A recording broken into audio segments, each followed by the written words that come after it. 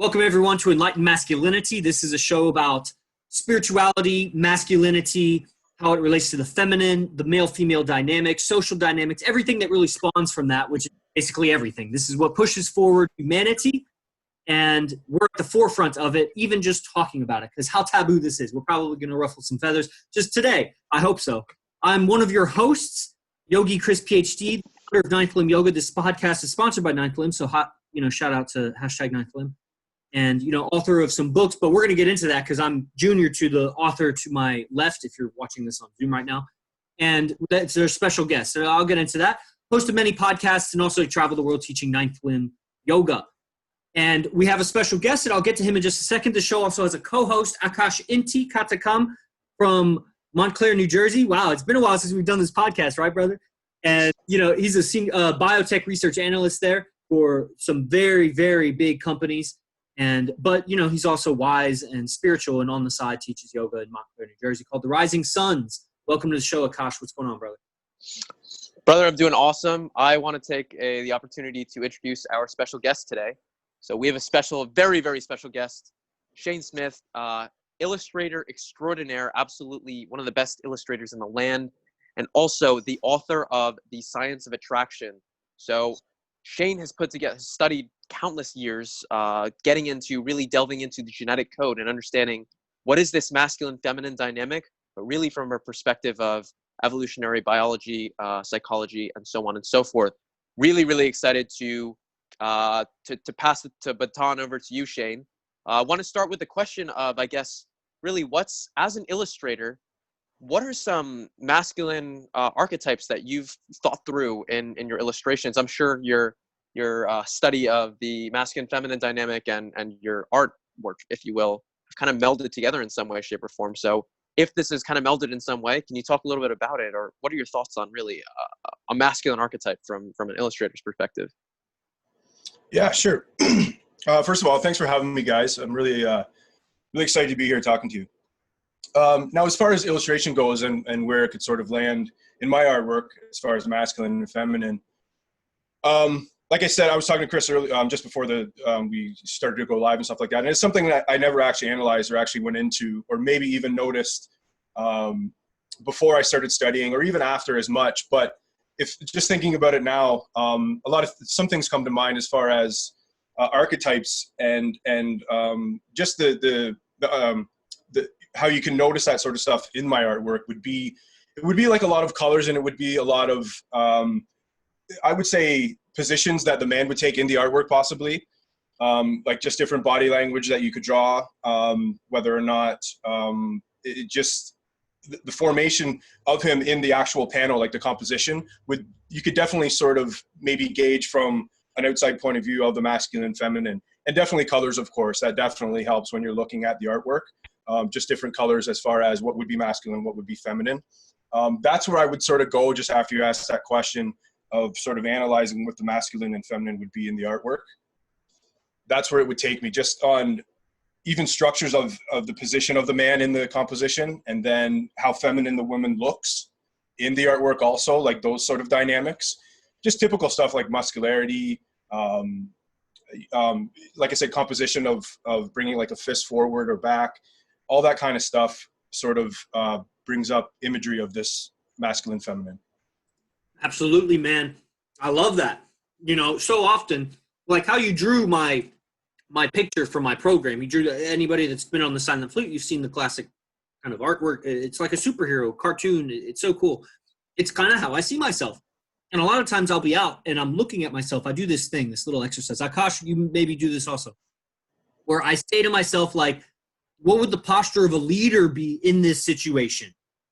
In this situation, looking from an outside perspective, what would the posture be of the leader if I was looking at it? And it's like, that's what you're kind of saying is, like, in a picture, how can you tell hierarchy kind of from just the picture of it? I think, is that kind of like what you're saying? Yeah, that's definitely on point. Even if you look at other comic books and stuff like that, like superheroes and Marvel and DC and all that kind of stuff, they definitely tap into that kind of stuff knowingly too. They know about the archetypes and the masculine and feminine, and they play on that, even just structurally on their on the covers of their comic books and stuff like that, even just shapes, like even leading to like, there's a hierarchy, like someone will be at the top and then there'll be people underneath them in like a triangular form. That's definitely masculine. So they know that, and they know this is going to go into the subconscious to everybody that buys this comic book, not knowing that it's masculine or feminine. Readers don't think of that, right? But these big comic book industries know this type of hierarchy and archetypes, and they play into it, obviously. So Shane, I have a question. How did you kind of come to, so you started in the illustrator world. What was it that brought you into really this study of masculine feminine dynamic? Was it while you were going through the illustrations, you saw, well, what's going on here? What was it, something in your personal life? I'm really curious as to what led you to study this subject so deeply. Yeah, it wasn't anything to do with our work. It was I was working at a bar actually. A few years ago, I was in the bar industry and stuff, and I was bouncing, and I got into a conversation with a guy at the door, and we started talking about women, of course, because we worked at the bar, so we saw thousands a night, and we just got into this conversation, and he mentioned the book The Game, and I had never read it. I didn't know there was a book out there called The Game, so he said you should check it out. It's pretty cool. He read it. He heard on what was it? Neil Strauss was on. He was being interviewed on a TV show or a podcast, and then that's where he heard it through the radio while he was driving to work. So I read it, and obviously, just like anybody else that read it and wanted to continue studying sort of down that path, I went on YouTube and looked at videos of Neil Strauss. But then there was recommended videos, and there was suggestions of who to study beside that, and there was Arash, of course. Shout out to Arash. So I clicked on his videos, and then it never stopped from there, and this was maybe 5 years ago. So that's how I started down the path of studying masculine, feminine, game, and all that kind of stuff, from a guy mentioning, go read the book, The Game. Man, it definitely, in the Arash Dibazar method, the IMC, anybody sees like IMC, hashtag IMC, or hears us talk about IMC. IMC is the brand name of Arash Dibazar, who is very much influential over in all of our lives and how we adopt some of those ideas and make it our own. We're all very different in our own fields and areas. And so I'm super interested, Shane, because you're so vocal and verbose. You write a lot of posts about this IMC method or mentality. I don't know if that's how you would call it, but this thing that Arash turned you on to. And you write a lot about it, and it brings a lot of attention, good and bad. And what would you want the world to say about it? Or what would you want to say about that now, so the world could hear? Like, what do you in this in your posts? Yeah. So that was just a few years ago. That was just about 3 years ago when I first started posting on Facebook about that stuff. That was after a breakup I've had, and I experienced probably the worst emotional pain I've ever experienced from a breakup. So I was still studying Arash before that, but then this breakup happened, and then it completely changed everything for me. So I basically said that never again is one woman going to allow me to dictate my relationships. That's just never going to happen again. I made that stamp to the universe. So once I said that, then I got deep into the study of genetics and stuff like that. And after I came to this realization, and I actually saw the truth in all of this, that's when I first started posting on Facebook about this sort of genetic communication and the truth about men and women and all that going on. And it got a lot of hate. Like, I got a lot of hate at the beginning. There was a lot of criticism, attacks, saying I'm misogynistic, I hate women, which was the complete opposite if you actually read my post, because it actually, it went into the depth of their attraction and how a man can sort of connect to that. So I just, and then a book came out of that, obviously, later on. But it's just, I just want people to see the truth in it. Like, I understand I understand the need to go and just attack it because of it's new to you and you don't think it's truth, and it goes against your sort of your beliefs and yours right now. But if you actually look into it, it's actually the truth, and it will help you after you understand it and apply it. I've gotten many messages after saying it's helped their relationships and it's helped them get women and stuff like that. So it's across the board. It will help you if you just look into it and you grasp it. You don't hate on it. No, it's Shane, that's really, really interesting. I mean, one of the things I think that many men who've kind of entered this field of study have experienced is kind of some deep pain from women, from relationships itself. So it's really cool to see how you channeled that energy into something positive to share with others. Can you expand a little bit more on kind of what inspires your posts? What exactly have you been researching? What fields of study have you researched that you've approached it from so many different angles that have kind of come to what you've presented now in the science of attraction itself? Yeah, really cool. So after the breakup, as I said, it was the worst emotional pain that I felt. So during that time of pain, that's when I started studying basically everything I could get my hands on. So any podcasts, any blogs, any books, any videos on Facebook, anything I could get my hands on, any recommended material to do with men and women, to do with attraction, to do with sort of relationships. But once you start going in a direction, it sort of leads you in 8 different paths. As you know, like if you start studying one thing, there's branches in each. So I just took every path I could. So once I started studying it, it obviously, once you start understanding men and women, you have to go to a genetic level. You have to go to the biological level, because that's what we are. We're a community of cells, basically. So I just went from there. And then after about 3 months after the breakup of studying every single day, obsessed 24/7, it hit me something. I don't know what it was. It was just a moment I'll never forget in time. It was literally like somebody hit me in the chest, and I actually sat back in my chair, and I realized what nature was. I saw nature for what it was, past the veil, past all these labels and everything like that.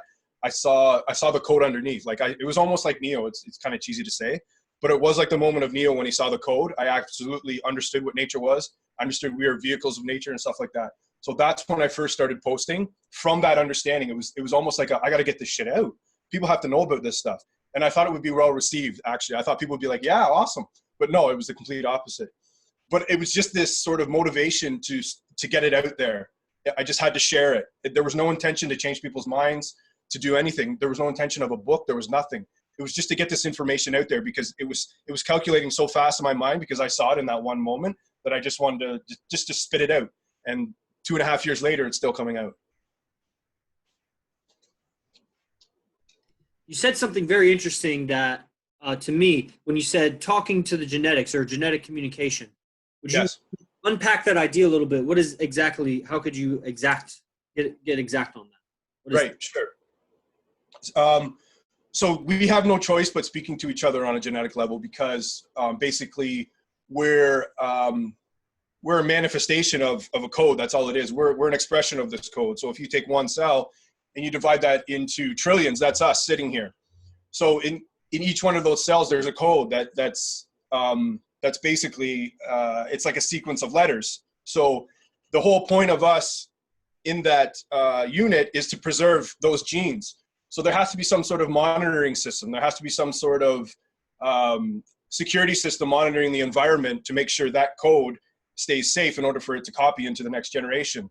So every time you interact with a human being, there's something below our awareness that is monitoring the body language, the tone, everything to do with your survival. So there's like this genetic communication taking place every single day when you talk to a person. Oh, it looks like oh, there, you're back. I heard every single day when you're going on. Yeah, that's the last thing I heard. Which one, sorry? Sorry, the last thing I heard was every single day, and then it cut out. Oh, just every single day, you go out into the environment and you talk to somebody, you're communicating below your awareness. There's a genetic monitoring taking place. Like the nervous system is picking up everything, whether or not you're a source of survival or whether you're a threat to the genes. So you can't avoid that. People just can't avoid that, whether you're in a bar, whether you're in a church, or you're on a plane or whatever like that. Everything is picking up to ensure that the preservation of your genes take place, and that if there's anything in the environment that will help you copy them, it's making note of that. So there's just no avoiding this genetic communication between each other. Bro, that's super potent, and definitely I can see where we're going to pick it up with the follow-up episodes of this. Yeah. Where I would naturally want to go with that is because you're talking about the genetic communication happening anyway, tones and picking up, receiving information that you're unaware you're receiving, and information that you're unaware you're transmitting. Yes. But we only know that because somebody was aware of it. We're only aware of those things that somebody became aware of. So how aware can you become of your genetic communication? How much can you hack into your communication code? Yeah. So you first have to understand that that's going on. You have to understand sort of, I would say, I would start with the base that once you understand that nature is basically using you as a vehicle to continue its matrix, to continue its game or software, however you want to see it, every species within nature is simply just a variation of that sequence. So Wow. every species you see, from a fly to a giraffe to a human to a bird, that's just an expression of a different pattern going on underneath the surface of that body. So we're just these genetic units walking around trying to copy each other, and we all have a strategy on how to do that. In the meantime, we're trying to survive long enough to copy. So once you get that base, then you'll understand, okay, I'm a man in quotes, meaning there's a different structure there with the reproductive system. There's a woman with a different structure in a reproductive system there. So there has to be a different strategy within each of those bodies that is going to try to survive and replicate. So if you look at the female and her structure, what did nature provide her to survive and strategize to copy? It's different than a man. So you have to go into her sort of sequence and understand what she is walking around the environment trying to not manipulate, but just trying to codify and strategize her unit so it can copy and survive. There's different behaviors that you would want to demonstrate to that unit of information that will be accepted and that they'll want to align and copy and survive with you. If that makes sense. Yeah. Yeah, brother, that's really, really interesting. So as background, I was a biology major, a bachelor's of science in biology. And one of the classes that I took was animal behavior. In one of the units that we got into, one of the units was around mating in and of itself. So talked about different mating strategies and such. And so I have that luckily as some backgrounds to delve into. On that note, one of the things that is kind of talked about there is that there's different mating strategies for different individuals, right? So if you look at gorillas or chimpanzees, these are kind of or even orangutans, or these are kind of some bonobos. These are some of our closest ancestors, at least in terms of monkeys and such. And each monkey has a different mating strategy, if you will. Yeah. Can you talk a little bit about, I guess, at least from the man's side, what are some different mating strategies that you've seen at a high level? I mean, I know we could get into this and we could talk about this all day and have years of lecture on this, but at a very, very high level, some of the different strategies that you've seen from your research that seem to be successful. Like high survival strategies in people, like in us? Yeah. So, I mean, you have, for example, you'll have like some very, very well-built guys, and their strategy is kind of more so they provide protection in some senses, and that's kind of what they can exchange protection for reproduction, if you will. I'm sure there's other types of men out there, maybe some who are wealthy and they can exchange that. I guess that's what I'm trying to get at. We sound hella nerdy right now. We sound hella nerdy. Let's exchange some muscles for some reproduction. That's good, man. You got to go nerdy for the subject. The way you think about it, Akash, is primal, man. So that's super cool. All right. Yeah, sorry. I just had to cut in with that. Yeah, no, it's, well, it is very primal. It's very biological, right?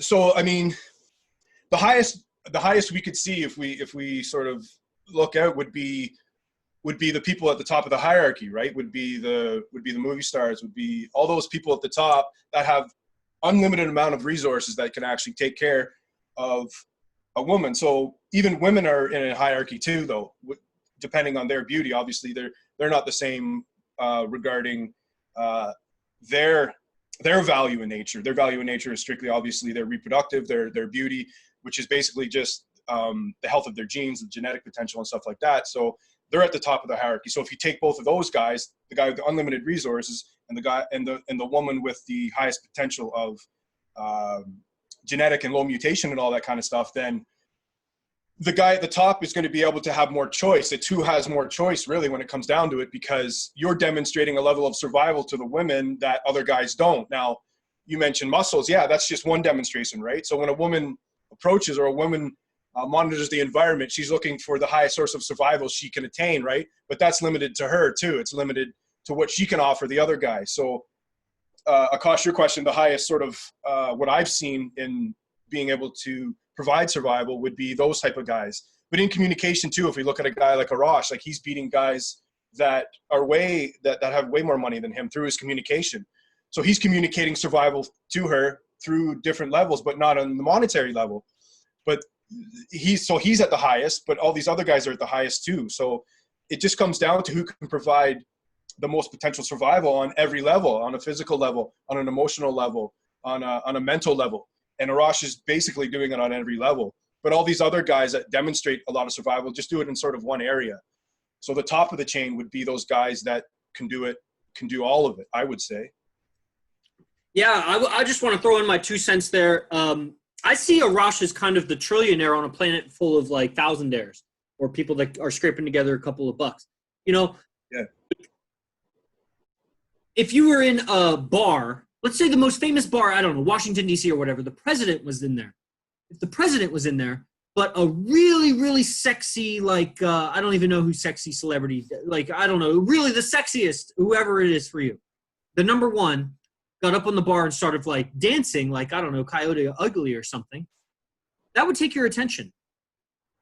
Like that would compete with the president. Yeah. And Arash has 5 of those.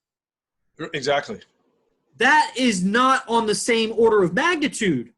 Now, obviously the money, bank, that kind of thing. Why is that? Let's ask him. Like, you know, he talks about it in a really fantastical way because he talks about everything in a fantastical way. Exactly. You know, but it's the power that a woman wields to be able to wield her power 5 times over on that level is just it's incredible. It's absolutely like that's why I had to give everything and follow because that's it. The opportunity is there.